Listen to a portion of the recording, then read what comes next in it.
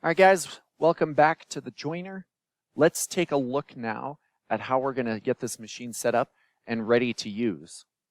What you're going to see is that this is one of the simplest machines to set up because there's very little to check before we're ready to use it.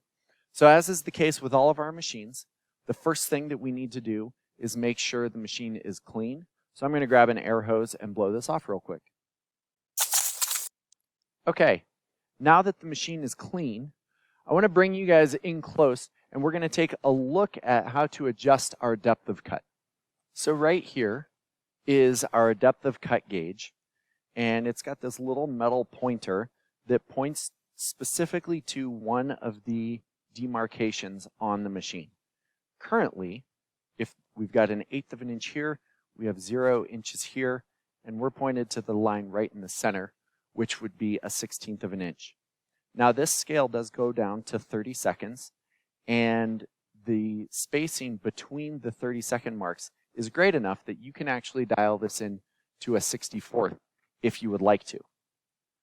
Now to make this change, what we're going to do is I'm going to loosen this locking nut right here, and then I'm going to reach underneath to our adjusting handle, and as I start to turn this, you can see the gauge starting to move.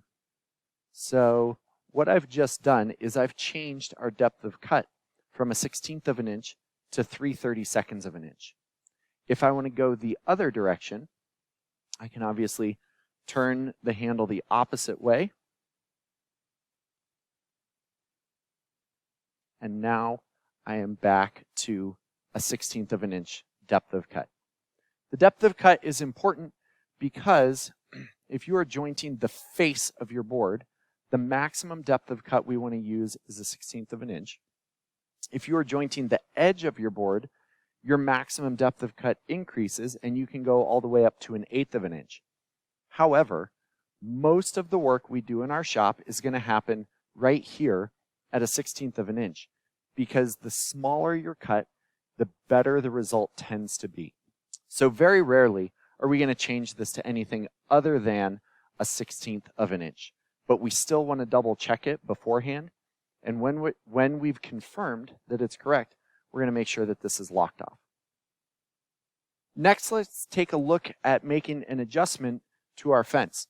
So in our overview video, we saw how we can move the fence forward and backward along the cutter head by using this locking handle back here.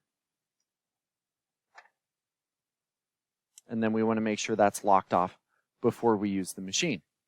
Now the other adjustment that we may need to make is making sure that the fence is square to the infeed and outfeed tables. And so what we do there is we're going to grab our square that lives here on the back of the machine, and we're going to just slide it up against the fence, and you can see this is very well adjusted right now. However, you might walk up and it might not be well adjusted. So let's take a look at how to make that change. So you can see that the fence is not square to the table. So what I need to do is I'm going to use this locking handle right here, and I'm going to unlock that, and I'm going to just slowly and carefully lower the fence down until it sits tight with my square. And then I'm going to lock this off, and I'm going to let go, and I want to double check and make sure that the fence didn't move while I was locking it. And we can see right here that it's just a tiny bit off. I've got to raise the fence back up a little bit so that that square sits tight. I'm going to unlock it, raise it up, bring it in, and you can see I've gone just a tiny bit too far. So this is a little bit of a test of patience to make sure that you get this set just right. However, it's worth the time investment to get it set, and there it's set really nicely. It's worth the time investment to get this fence set correctly, because if the fence is not square to the table, then your pieces will not be square coming out the other side.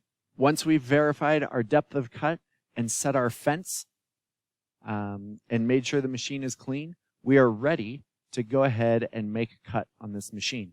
And you will get to see that in our operation video.